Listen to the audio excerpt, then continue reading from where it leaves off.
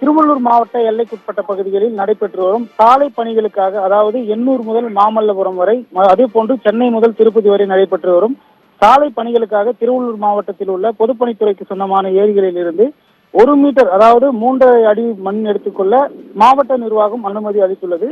அந்த அனுமதியை தனக்கு சாதகமாக பயன்படுத்தி கொண்டு மண் எடுப்பவர்கள் 3.5 அடி முதல், அதாவது 10-15 அடிக்கு மேல் மண்களை எடுப்பதாக ஒரு குற்றச்சாட்டானது எழுந்துள்ளது.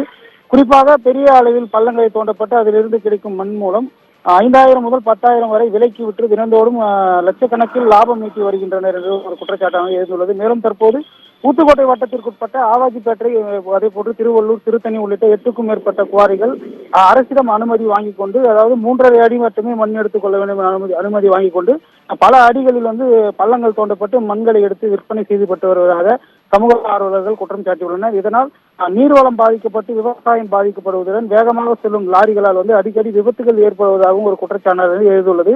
இது குறித்து அதிகாரிகளிடம் புகார் அளித்தும் அதிகாரிகள் அந்த நேரத்தில் மட்டும் நடவடிக்கை எடுத்துவிட்டு மற்ற நேரங்களில் கோட்டை விடுவதாகவும் குற்றச்சாட்டானது எழுந்துள்ளது.